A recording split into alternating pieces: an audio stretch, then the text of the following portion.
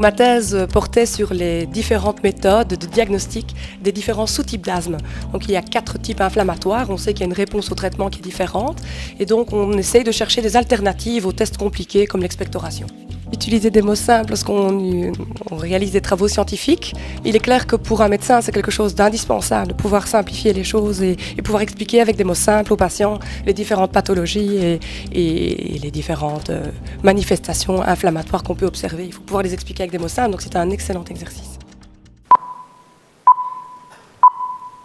Mesdames et messieurs les membres du jury, mesdames et messieurs, l'idée de réaliser ma thèse sur les marqueurs présents dans la laine m'est venue d'une histoire que j'ai lue, un article médical concernant des chiens qui sont capables de diagnostiquer des cancers pulmonaires en reniflant la laine des malades. Il existe également des données dans la littérature qui suggèrent que des abeilles sont également capables de détecter des molécules dans la laine pour les cancers pancréatiques, les cancers de la peau, les cancers pulmonaires. Je suis pneumologue, je suis asthmologue, et l'asthme est une maladie inflammatoire des voies respiratoires qui va conduire au rétrécissement de la bronche et qui va faire en sorte que le patient va avoir l'impression de respirer au travers d'une paille. Il y a 4 types d'asthme, 4 types inflammatoires qui vont répondre différemment au traitement. Il faut donc les diagnostiquer, et nous nous basons sur l'analyse du crachat pour diagnostiquer ces asthmes. Faire cracher un patient n'est pas chose simple, surtout si le patient est une dame.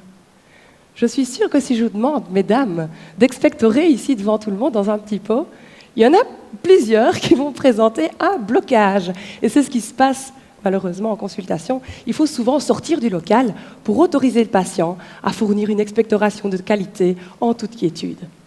Et donc je me suis dit, finalement, le test des expectorations est très désagréable. Nous avons la preuve que dans la laine, il y a des marqueurs de cancer pulmonaire. Pourquoi n'y aurait-il pas dans la laine des marqueurs des 4 types d'asthme? Pour répondre à cette question, j'ai fait souffler dans le ballon des patients asthmatiques, dans des ballons de 5 litres, et nous avons analysé les composés présents dans la laine de ces malades. Nous avons détecté plus de 2000 composés organiques volatiles.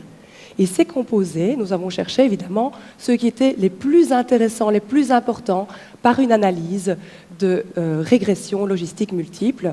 Et nous avons donc établi, c'est un petit peu compliqué, mais nous avons si on veut prendre un exemple simple, on prend un groupe de 2000 footballeurs et on va chercher la meilleure association de 11 joueurs qui va permettre de prédire quasiment avec certitude l'équipe qui va remporter la Champions League le 6 juin.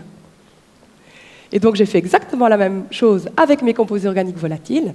J'ai pris mes 2000 composés organiques volatiles et nous avons mis en évidence l'association des 11 marqueurs qui prédisent presque avec certitude la présence des 4 types d'asthme.